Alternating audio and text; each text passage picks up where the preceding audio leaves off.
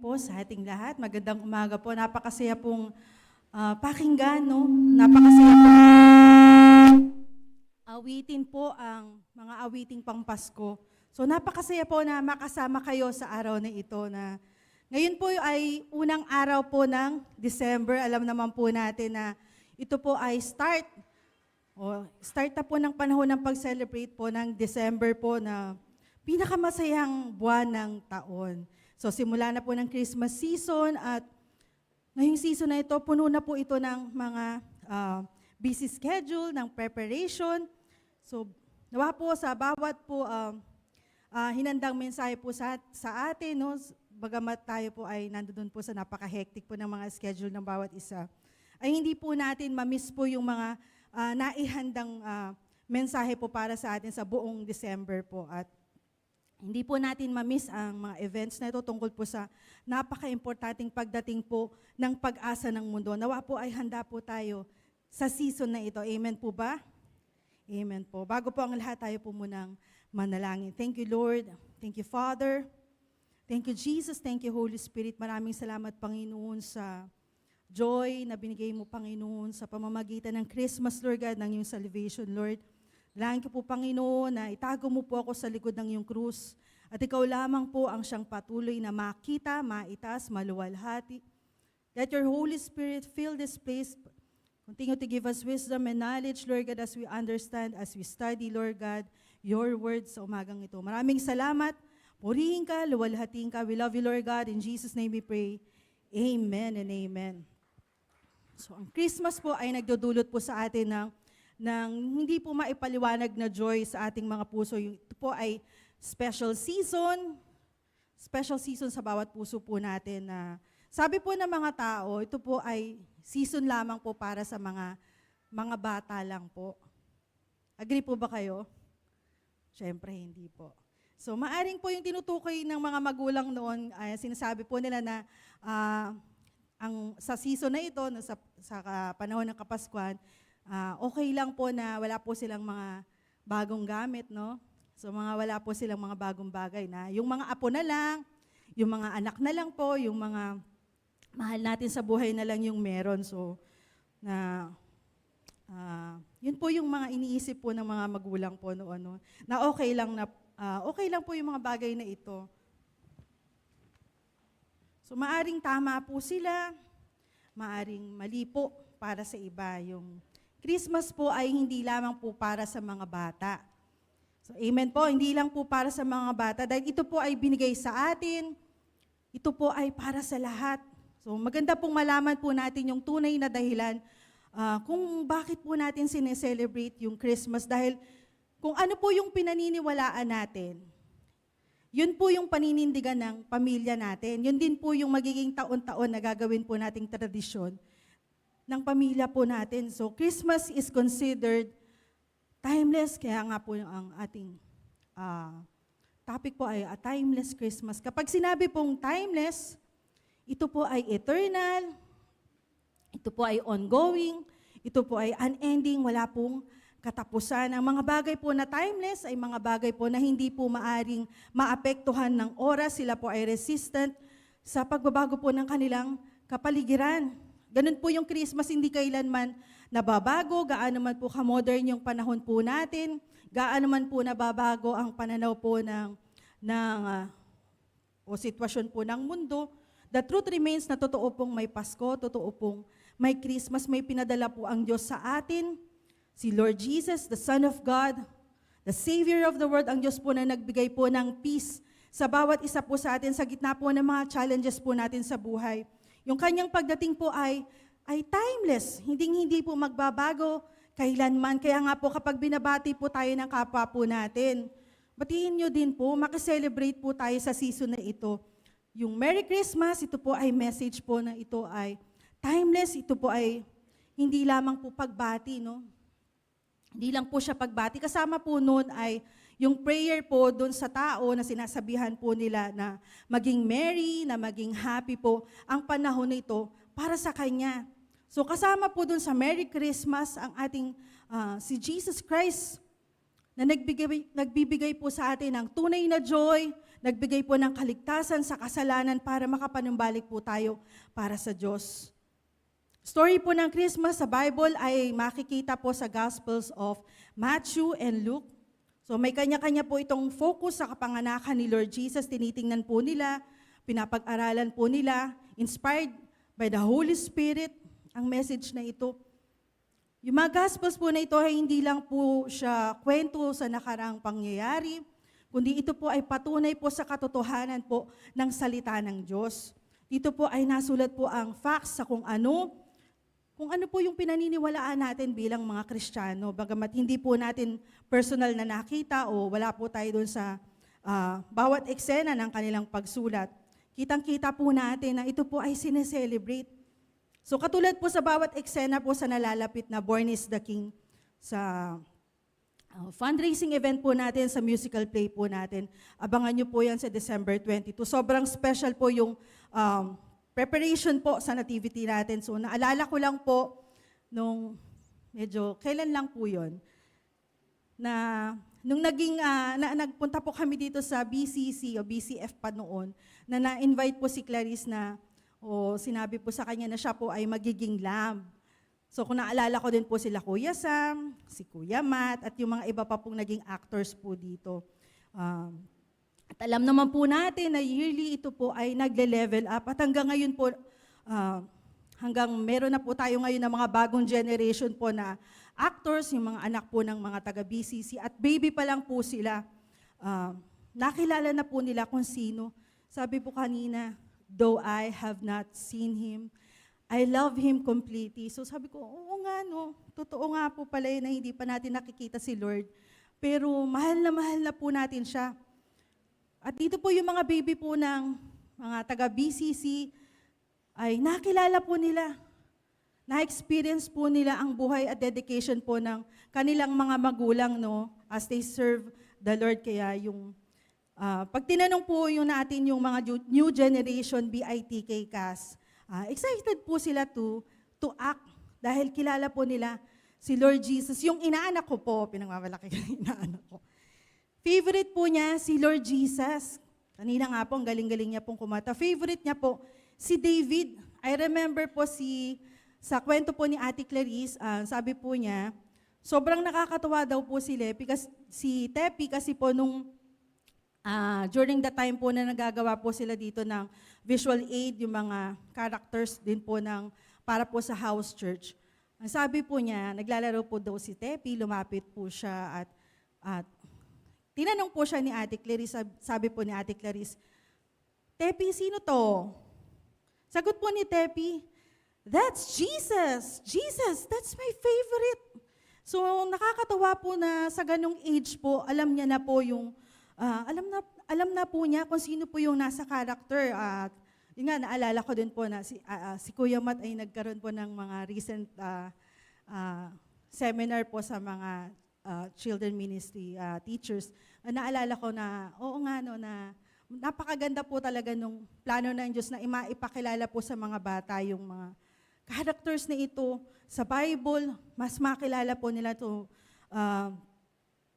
And I heard po doon po sa director po, kalala nyo naman po yung director ng BITK. So nag-apply daw po siya sa kanyang role sa BITK. No? Kaya abangan nyo po yung mga batang ito sa December 22 at sumuporta po tayo sa gawain ito. Dalhin nyo po yung inyong pamilya, yung mga apo, yung mga anak po nyo sa December 22. Balik po tayo sa story na kapanganakan ng Diyos na si ating Panginoong Hesus. Sa Isaiah 9 verse 6, babasahin ko po siya sa ESV.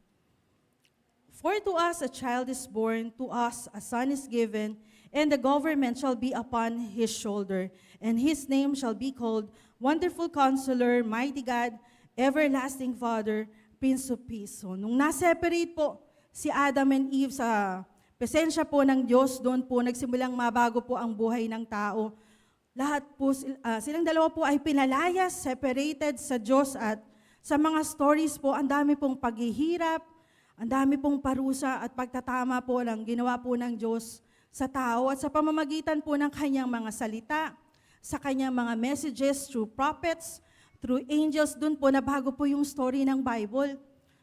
Nabago po yung story ng tao sa Bible. Ang lahat po ng ito dahil nga po sa mabuti po ang Diyos. Nangyayari po ito dahil sa pagbibigay po ng grace ng Diyos sa tao. Totoo naman po na ang lahat po ng bagay sa mundong ito ay pinrovide ng Panginoon. He is our good provider. He provides everything, even po sa way out ng tao sa kasalanan. God provided a way to salvation through Jesus Christ. For unto us a child is born, unto us a son is given. He will be our wonderful counselor, our mighty God, our Prince of Peace. So when the Son of God appeared, nabago po yung story ng buhay ng tao, yung story ng Christmas, ay mahalaga pong maipaalam po sa pamilya natin, sa mundo. Ito po yung kapanganakan ng pag-asa po ng sanlibutan. May pag-asa po ang mundong ito, at kung ang pag-asang ito ay bibigyan natin ng halaga, susuko po natin ang ating mga sarili through accepting Jesus. Then mararanasan po natin yung everlasting life na pinangako po niya sa atin, because Jesus Christ is the light of the world. Doon po sa darkness na nararanasan po ng tao po sa mundong ito dahil po sa kasalanan, through Jesus meron po tayong makikitang liwanag. Puntahan po natin ang John 8, verse 12. Sa ESV ko po siya babasahin. Again, Jesus spoke to them saying, I am the light of the world. Whoever follows me will not walk in darkness, but will have the light of life. Si Jesus Christ, siya po yung ilaw na nararanasan po ng tao doon po sa darkness. Dumating po siya para maging hope ng tao doon po sa darkness na tinitigilan po ng taong makasalanan. Sa mga kwento po ng mga taong nabubuhay po sa kasalanan, madalas po silang makaranas po ng iba't ibang emotions. So, depende po sa kanilang mga sitwasyon. Nandun po yung matinding pag-iisip po nila na wala na po talaga silang halaga. Naniniwala po sila na hindi na po makakatakas po sa kasalanan, na tanggap na po nila yung future nila, tanggap po nila yung magiging buhay nila. At si Jesus, He came from heaven, pumunta po sa lupa para sa atin, para makaalis po ang tao doon sa darkness at mapunta po sa direksyon, patungo po doon sa liwanag, patungo po kay Lord Jesus Christ. Sa bawat tao pong na-evangelize po through Jesus Christ, sa salvation po through Jesus Christ, tayo po ay nagiging kabahagi ng magandang plano ng Diyos. Nag-respond doon po sa purpose na binigay po ng Diyos, tinanggap po yung kaligtasan through Jesus, at doon po sa pagtanggap natin sa Kanya bilang ating Savior, yung liwanag po na natanggap natin galing sa Kanya ay maka-encourage po tayo, maipakita po natin sa iba para makapagbigay din po tayo ng pag-asa. Through Jesus ay makapagbigay po tayo ng liwanag sa taong nasa darkness. Ang gusto lang naman po ng ating Almighty God, katulad po ng mga pinipreach po dito sa atin, na makalaya po yung tao sa kasalanan, mapagtagumpayan po niya yung darkness na nararanasan niya. Nagtagumpay po through Jesus Christ dahil meron po tayong freedom sa Kanyang pangalan, at ito po yung nais na iparanas ng Diyos sa atin, sa bawat isa po sa atin. Siya po ay mabuti. At dito po kahit dumaan po tayo sa sunod-sunod na bagyo, mga problema, mga pinanghahawakang, meron po tayong pinapanghawakang pangako mula kay Kristo. Na meron po tayong joy, meron po tayong peace sa kabila po ng mga pressures po ng mundo. Nag-iisa man po tayo, meron po tayong joy, at hindi po ito maaaring maagaw sa atin. Kaya nga po, nararanasan ng mga tao ang mga pressures ng mundo. Sa mga lahat ng nararanasan nila ay hindi po ito hadlang para hindi po natin i-celebrate ang Christmas. Mas higit po na dapat po natin i-celebrate ang Christmas dahil meron po itong dala na dun po sa mga awitin kanina may rejoicing. Andun po yung saya, ang galak po na dulot po ng salvation ng Christmas. Kailangan po natin na mas makilala si Lord Jesus na ating Savior. At ganoon din po na kailangan din po ng unbeliever ng Panginoong Hesus sa buhay po nila. Katulad po kagaya po ng meron din po tayong Jesus Christ sa buhay po natin. Ito po yung pinakamarangyang regalo po na maaaring pong matanggap ng tao. Napakarami pong bagay ang maaaring matanggap po mula po sa forgiveness ng Diyos sa tao. At sa umagang ito, i-appreciate po natin, pahalagahan po natin yung regalo na ito mula sa Diyos. Alam niyo po yung story po ng kapanganakan ni Jesus ay ilang beses na po yung ni-reveal sa atin, ilang centuries na po siyang napapakinggan. Pero kahit familiar na po tayo doon po sa bawat character, bawat scriptures, kahit kailan, hindi po ito naluluma. May hatid po siyang message of hope.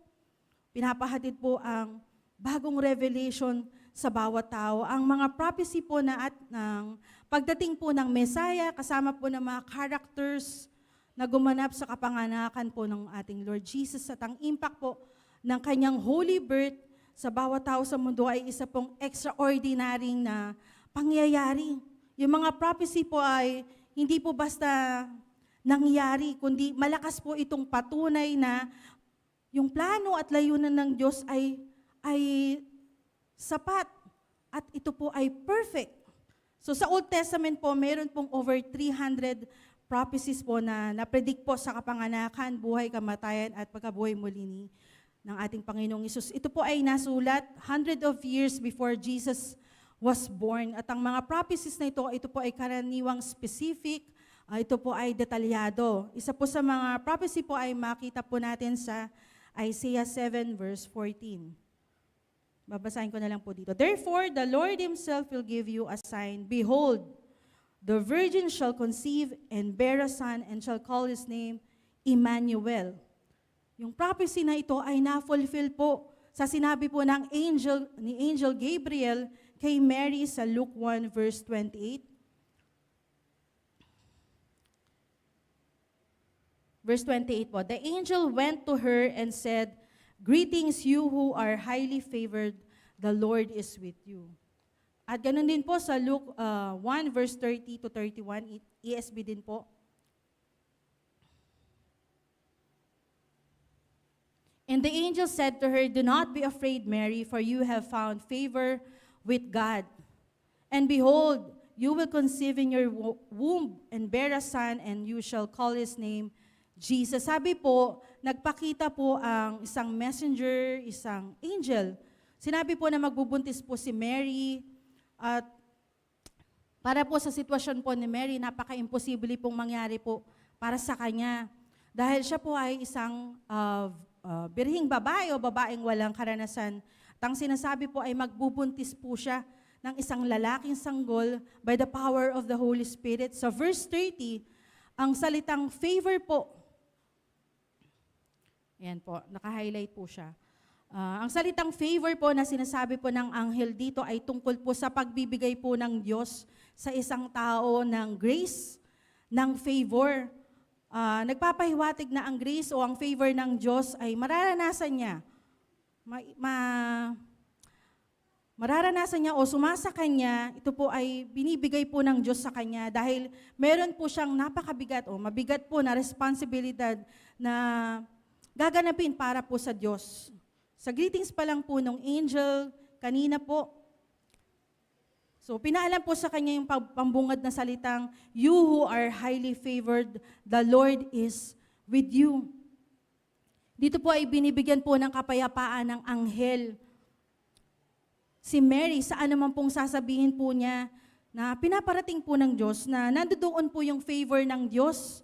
Dito po ay makakasiguro po si Mary sa kanyang gagawin na sa panahon po ng kanyang pagbubuntis, sa panahon po na pangangalaga niya po kay Jesus, nandun po yung grace, nandun po yung kanyang pag-ibig, hina-highlight po nito na kasama po niya ang Diyos actively, dun po sa kanyang pagbubuntis. Imagine po natin yung pagkamangha po ni Mary. Nung na-encounter po niya yung angel, siya po ay engaged pa lang po siya kay Joseph, no? Engaged to be married kay Joseph. Nung araw po na makita po niya yung angel, yun po yung normal na araw lang po sa kanya. Nung nakita po niya yung angel, nashock po siya. Dahil nga po sa panahon na yun, hindi naman po regular na nakikita na yung mga angels, so wala po siyang idea na makakakita po siya ng anghel dahil nashock po siya, kasama po no na yung mixed emotions po dahil nga po naramdaman po niya yung kakaibang presensya nung anghel. No? May bit-bit po kasi itong mensahe from the Lord. Galing ang anghel sa very presence of the Lord. Kumbaga fresh na fresh po yung balitang dala-dala po nung anghel para po kay Mary. Kita po niya yung, maaaring nakikita po niya yung liwanag sa kinatatayo nito dahil nga po galing ito sa pakikipag-usap sa Diyos, sa message po ng anghel. Sinabi po nito sa verse 30 to 31. Sabi po ng anghel, "Do not be afraid, Mary, for you have found favor with God. And behold, you will conceive in your womb and bear a son, and you shall call his name Jesus." Si Mary po ay puno ng joy at pagkamangha sa sinabi po ng anghel. Ang response po niya in verse 38, "I am the Lord's servant," Mary answered. "May your word to me be fulfilled." Then the angel left her. Yung plano po ng Diyos ay nireveal po ng anghel kay Mary sa Luke 1 verse 30. Paki-flash na lang po. Verse 30, sabi po dyan, "And the angel said to her, 'Do not be afraid, Mary, for you have found favor with God.'" Tingnan po natin yung favor. Yung favor na binibigay po ng Diyos para kay Mary ay tinatawag po na charis.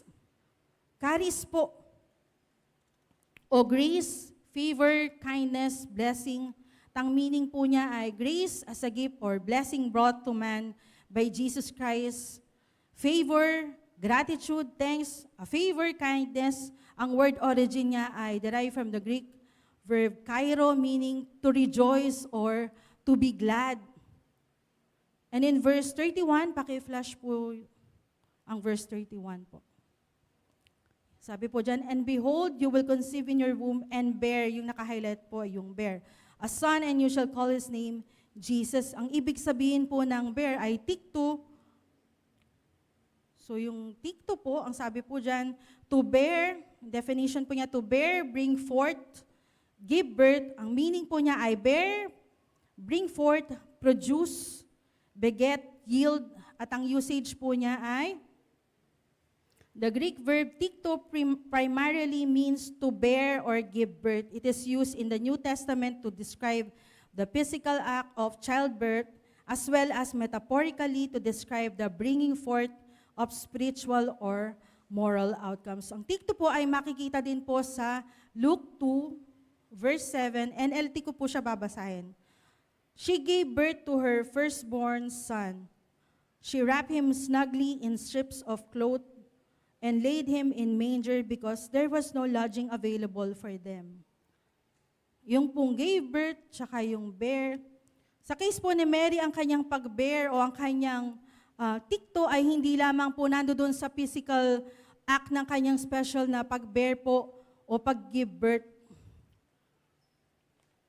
Si Mary or tikto bring forth something new for the Lord, something extraordinary. She gave birth to Jesus, the Son of God, bringing something extraordinary for us. At ang kanyang tikto ay yung pagsang-ayon po niya doon po sa yung participation po niya sa divine plan ng Diyos.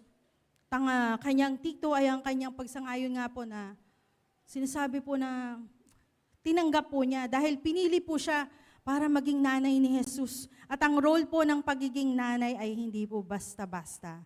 Hindi po siya matatawaran. Dahil siya po ay, pero si Mary po, siya po ay magiging nanay po ng Savior. Ito po ay nagre-require po ng malawak at matatag po na faith, ng courage po. Ang response po ni Mary sa plano po ng Diyos at ang kanyang willingness po na tanggapin po ang napaka-imposibleng pagkakataon na yun ay nakakahanga po para sa isang tulad po ni Mary. Dahil po, siya po ay walang karanasan sa mga bagay-bagay sa mundong ito dahil napakabata pa niya nung panahon na ito. Pero kinilala po niya yung mensahe po ng anghel dahil alam po niya na totoo pong may Diyos at ito po ay personal message ng Diyos sa kanya. Makikita po na bagamat siya po ay simpleng babae at wala po siyang malawak na kaalaman po sa mga bagay-bagay, ay binigay po niya yung best niya. Kung ano po yung purpose at immediate need, binigay po niya for the Lord. So tinanggap po niya yung responsibility with humility. Kita po na napakatindi po ng kanyang pananampalataya sa Diyos. Dito po, pinapaalam po sa atin na ang Diyos po ay maaaring kumilos, maaari pong maging kagamit-gamit po ang sino man na mayroon pong humility, ready to accept yung pong responsibility binibigay po at tayo po ay kasali doon.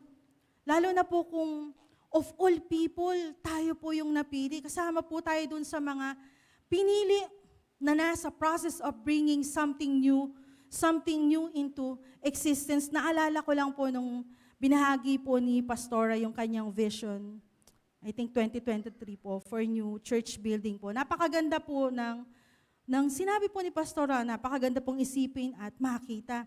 Pero kung titingnan po natin siya in the physical eye, maaaring sabihin po natin baka hindi pa ito yung pagkakataon na ito.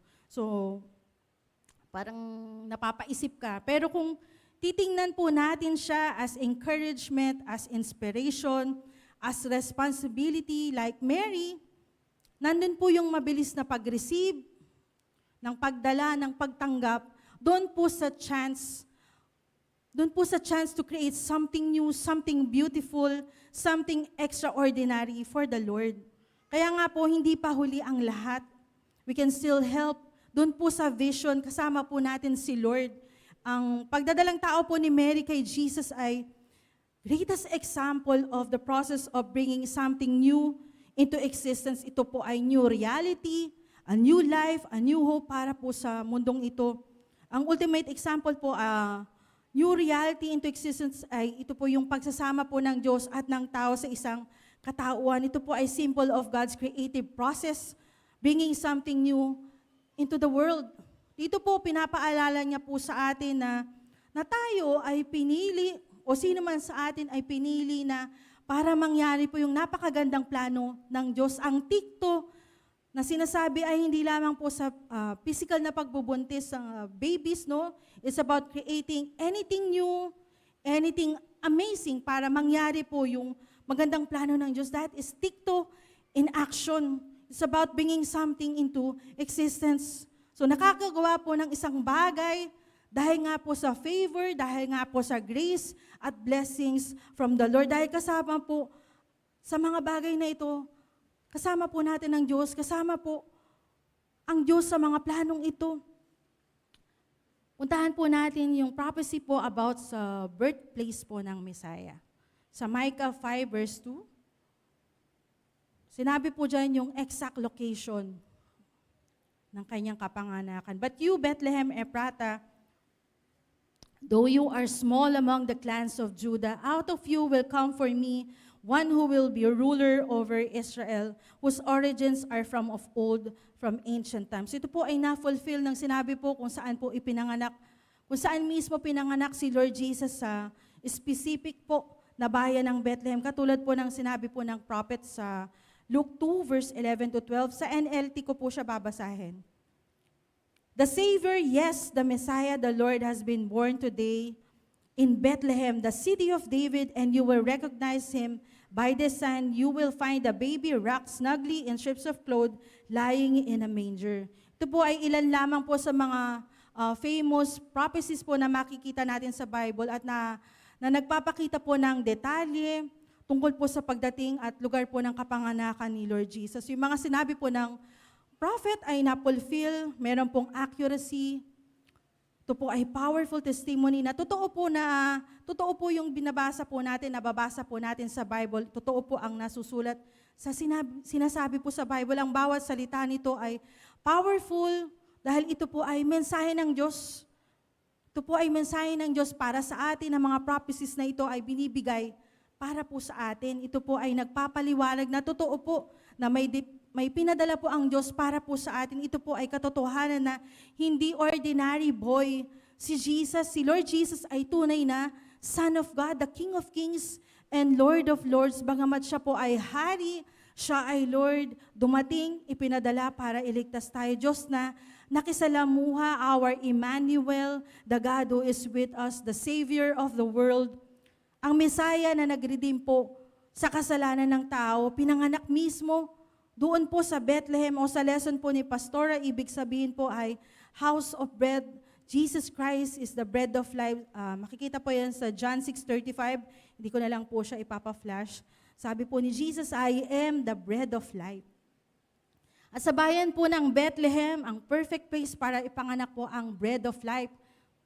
Yung tinapay po ng buhay na magbibigay po, magsusupply po ng bagong buhay sa atin. Jesus, the hope of salvation. He came to rescue us from the sin and offered a new life. Yung pagdating po niya, ito po ay sign of hope, sign of salvation para sa mundo. Ito po ay reminder po sa atin na tayo po ay mahal ng Diyos, na may ginawa po siyang magandang plano po sa bawat isa po sa atin. Ano man po yung estado po natin.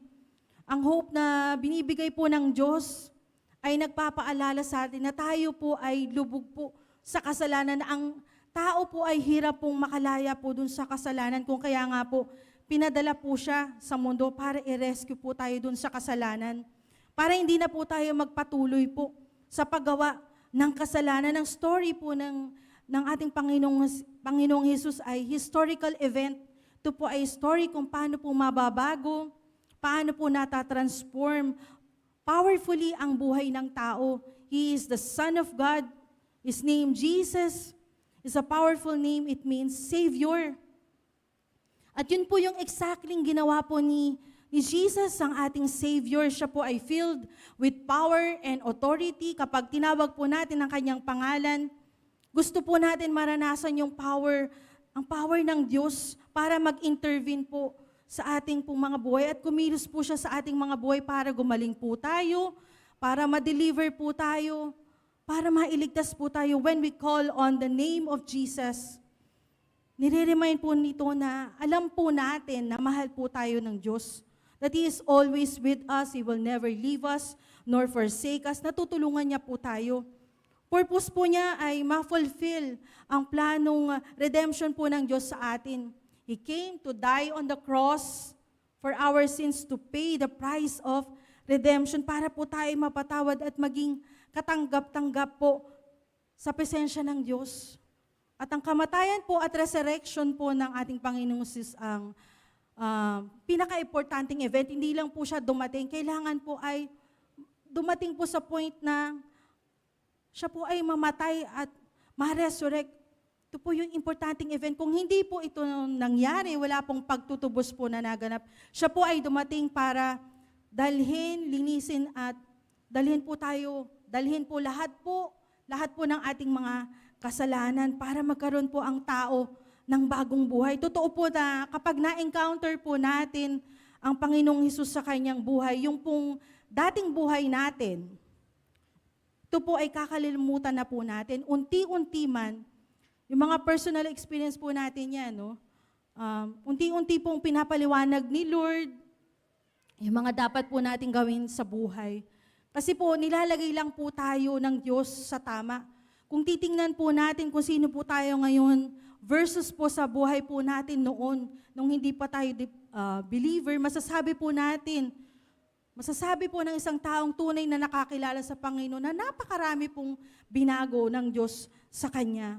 Tandaan po natin na kahit na tayo po ay tinubos na ng Panginoon, araw-araw kailangan po natin ang Panginoong Hesus, kahit po tayo ay pinatawad na, kailangan po natin si Lord Jesus sa ating mga buhay. Siya po yung pag-asa po natin. This Christmas, alalahanin po natin yung panahon po na mayroon pong pinanganak na sanggol para sa atin, ang nagbigay po ng hope, ng living hope sa mundo. He came to show us the way, to show us God's love and grace. Dumating para mag-provide, mag-supply ng liwanag sa kadiliman na pilit po nang bumabalot po sa mundo ang light sa darkness. Sa umagang ito, let us approach Jesus, looking up to Him. Magpasalamat po tayo sa Kanyang pagdating sa ating mga buhay. Paano po kung wala pong dumating na Jesus? Paano po kung hindi po siya namatay para sa atin. Paano kung hindi po nakaabot yung message